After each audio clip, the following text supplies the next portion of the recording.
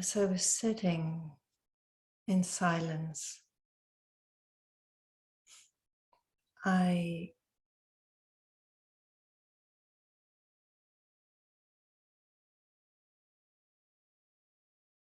noticed how the spaciousness that is our true nature, the openness, how when the humanity is included in the experience, that spaciousness is an openness for whatever experience is there to happen. And at an even more human level,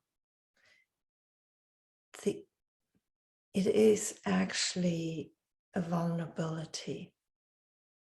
It can feel like we're just very open and very vulnerable.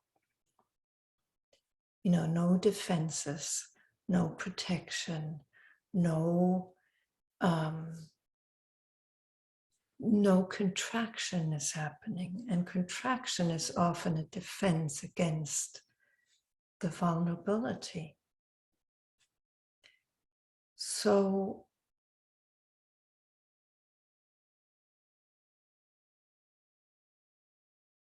when we come into this life, those tiny little babies, you're very open and very vulnerable. And thankfully, our parents usually have enough of an instinct to protect us against getting hurt. Most parents are very good at doing that at a physical level.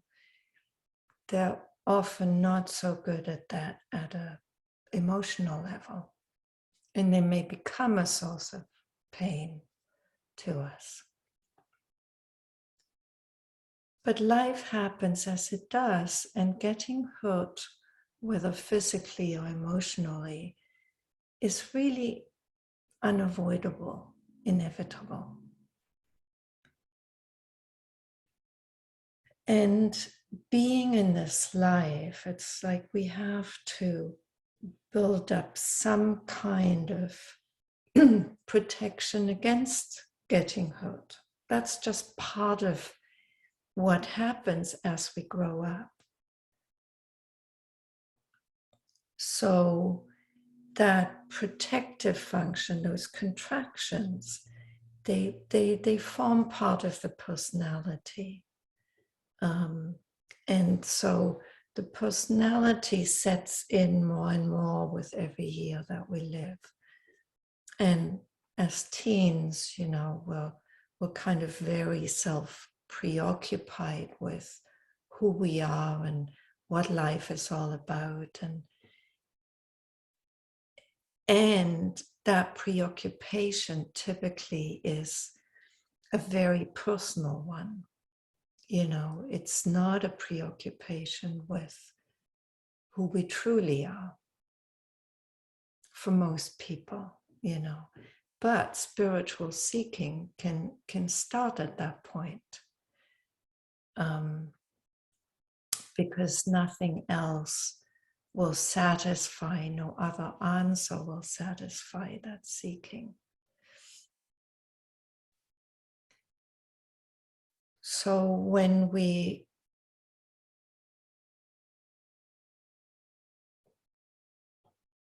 start looking for who we truly are, inevitably, sooner or later, we'll have to let go of all these contractions, all these structures that we put into place, not consciously, of course.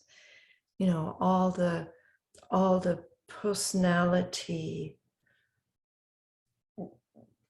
ways that we have of functioning in the world and of defending against getting hurt. So there's an undoing that then happens at a personality level. It's like an undoing of the hardening, the defense mechanisms, the contractions. And so we become more and more open, and we go back to this very open, vulnerable way of being that we started out with. Except that now the openness is it's a conscious openness. It's an openness and a vulnerability that's embraced because we know this is how true being manifests in the world. There is this essential openness and vulnerability that is there at a human level. And it's okay.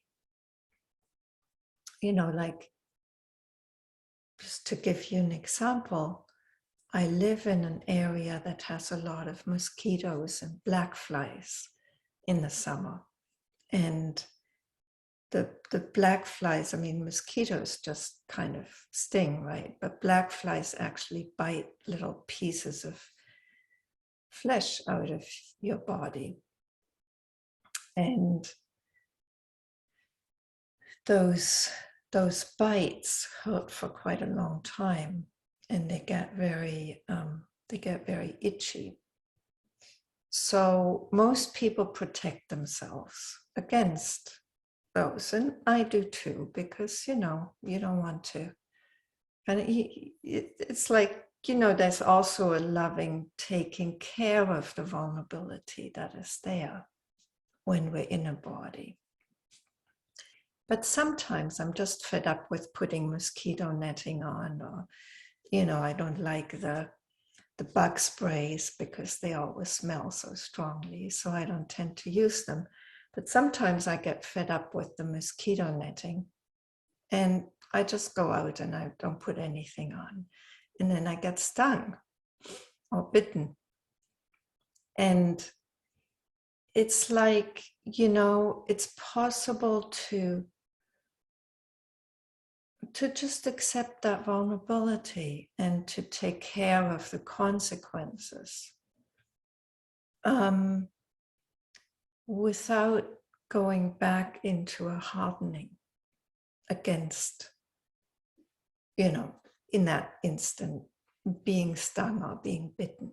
It's like, okay, so you just accept that this is what's going to happen. And if it itches, it itches.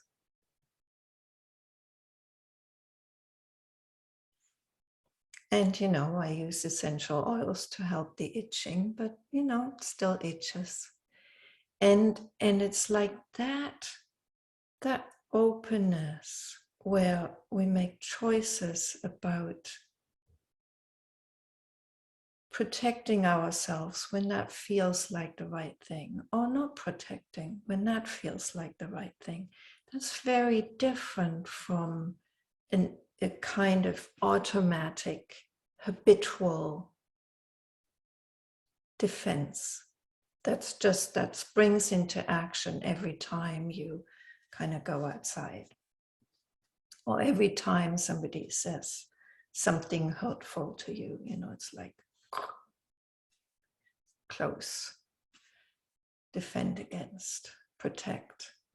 So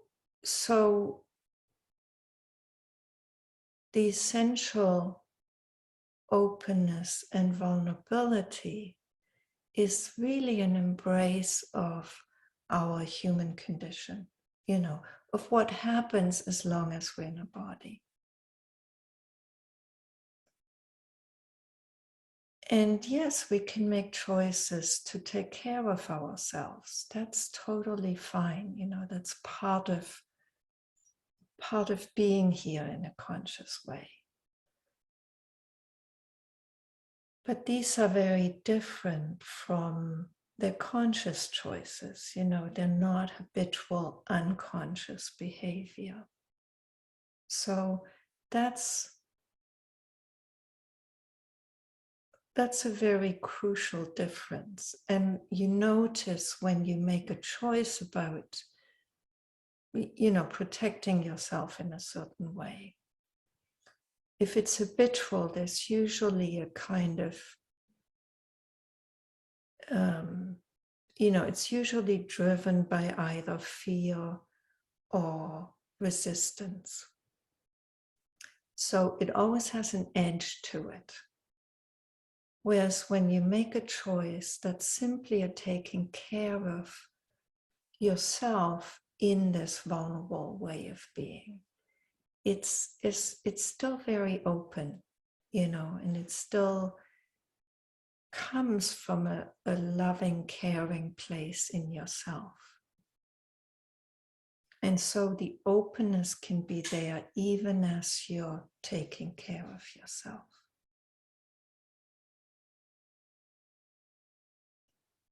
So there's a way of being in this world that is in that openness, and that is an expression of the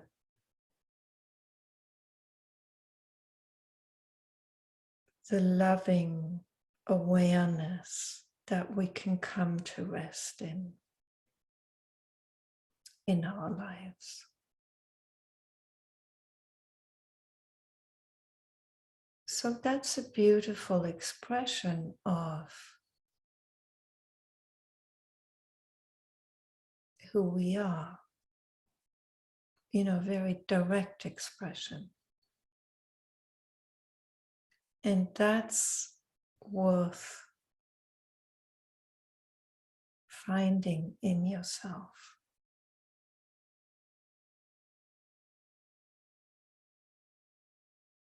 When you find yourself being in an unconscious closing or defending or protecting, you could take a moment and check, is it possible for me to open?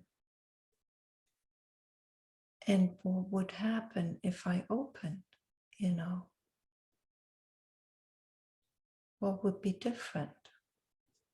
Maybe I wouldn't argue with somebody who I felt, had hurt me. Maybe I wouldn't argue with them. Maybe I would simply say, what you said was kind of painful for me. That's very open then. There's no harshness in that, no aggression, no shutting down, no closing. It stays connected and it stays in an openness to the other. So, yes, it's a mystery how this life gets lived out from consciousness. But what I do know is that consciousness, when it expresses in this human being, it tends to be open and vulnerable and loving of self and others. It tends to be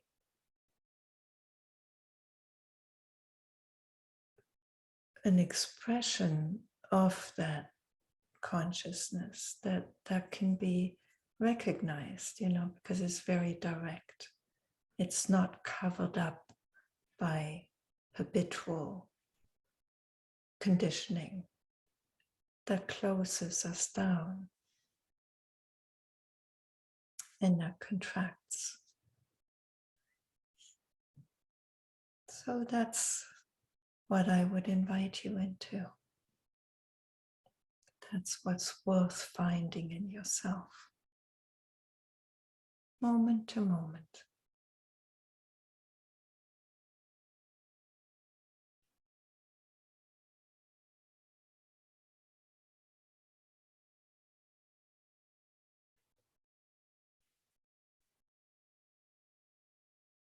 And then human life